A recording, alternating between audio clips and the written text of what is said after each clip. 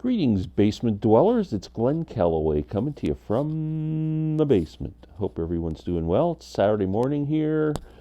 I want to thank everyone for watching my top 33 albums.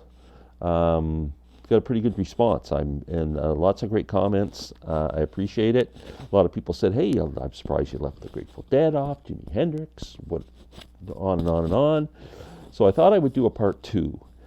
These are the albums that should have been on the list if there was room, but weren't. I've got 10 more albums, so consider this part 2. I've ranked these for the next 10 that are on the waiting list to move up or have previously been in my top 10 and slipped down because albums like The English Settlement, David Bowie's Low, that Comet is Coming album that I'm so freaked out about, albums like that, kind of in the Caravan, all these classic albums that were always in my top 10, 20, 30, down a bit. So let's, without me yapping any further, let's move on. Please subscribe to my channel. I'm getting close to 1,800 subscriptions.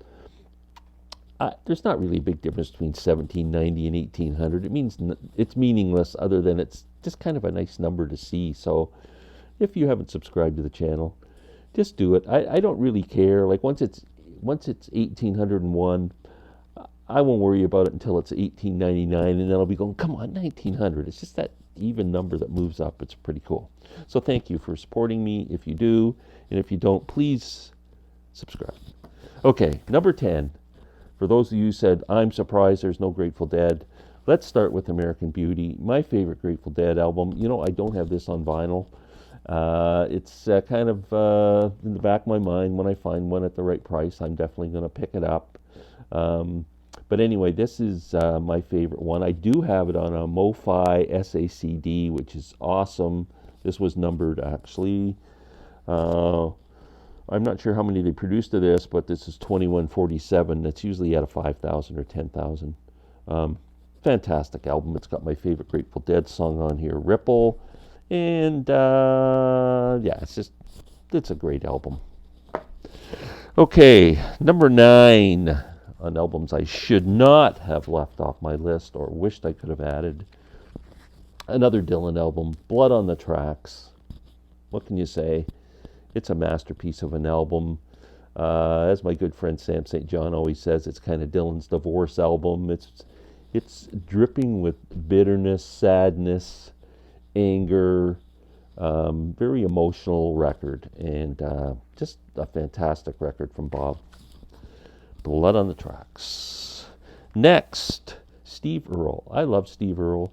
And he did this album called Washington Square Serenade, which is absolutely incredible. It's when he moved to New York, I think Steve was inspired to write this. A lot of the songs are street songs, city songs, gritty, down and out songs dealing with drug addiction and racial issues a bit, just all kinds of stuff, and just city problems. And it's just such a great record. It originally, when it was released on vinyl, sold out pretty quickly. They reissued it on this kind of splattered kind of vinyl. It's just such a great record. Tennessee Blues, Down Here Below, Satellite Radio is a killer song. There's a beautiful love song on here called The Days Aren't Long Enough that he sang with his wife at the time, Alison Moyer. Fantastic record. If you haven't heard this, check it out. Washington Square Serenade. Next, if you look up greatest rock record in the dictionary, there's a very good chance you may see this album's cover sitting beside the definition. Who's next? How can you argue that this isn't one of the greatest rock albums of all time? Bob O'Reilly, Won't Get Fooled Again, and Pete Townshend's Beautiful Behind Blue Eyes. I mean, this is just a fantastic record that really doesn't need me bragging it up. My friend Rob at Northern Revolutions will love me for adding this one. The band, the Brown album, fantastic. I was really going to put music from Big Pink because I think it was more inspirational because it was their first album, really inspired people like Eric Clapton, George Harrison, and a lot of people to kind of look at a different way of writing their songs. The band, this second album is just brilliant. It's got my favorite band song on here, Rockin' Chair. But Across the Great Divide, Rag Mama Rag, The Night They Drove Old Dixie Down, When You Awake is a beautiful song, Up on Cripple Creek. I mean, this has got a lot of band classics and just a friggin' amazing record from start to finish. The second band album. Next, Joe Walsh, and Rob's going to love me for this too. It's his favorite guitar player. Joe Walsh, I love this frickin' album, Barnstorm. Joe Walsh and Barnstorm, fantastic record. It's got a real atmosphere to it. A lot of it acoustic. The songs kind of flow into each other. It's not a concept album, but it has a dreamy kind of a sound to it.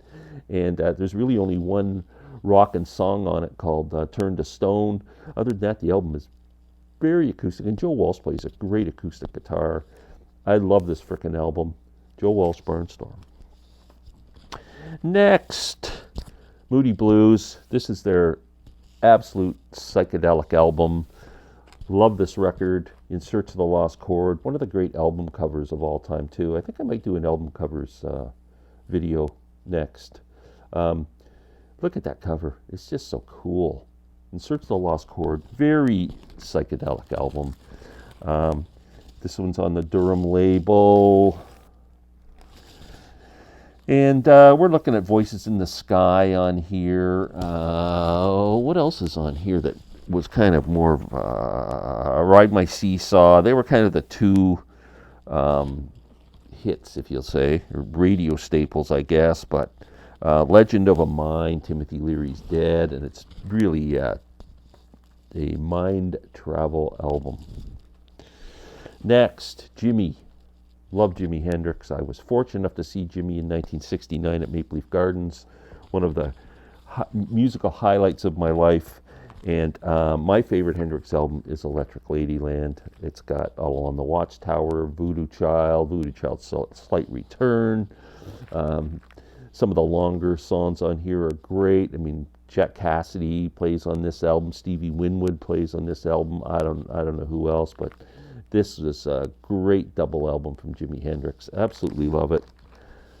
All the Hendrix Experience albums were amazing. Number 2 on my list.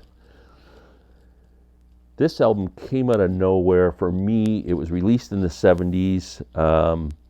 I was turned on to this from my friend Norman Maslov originally and picked it up and just friggin' immediately went, this is a friggin' masterpiece. Again, an album that just is magic. It's magic like Astro Weeks is magic. You know, it just worked. The musicians, the songs, the lyrics, the vocal, everything just works. And this album is Gene Clark's No Other. Absolutely incredible record. If you've not heard this, listen to it and then listen to it 10 more times. And I guarantee you by then you'll be going, wow, this is just a beautiful record. Gene Clark, No Other. And last but not least, number 1 of the albums that I left off my top 33, I got to get the Beatles back in there.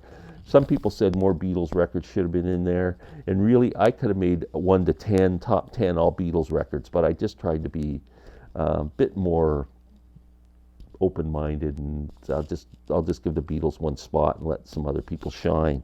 But yeah, I mean the whole Beatle catalog can just be 1 to 13, even Yellow Submarine I'll put above everything else. They're just amazing. Revolver would be the one I'd pick next. But replace this with any other Beatles title and I'm fine. So that's it. Did get a chance to do a chat last night on Larry Graves' channel. He hasn't uploaded it yet.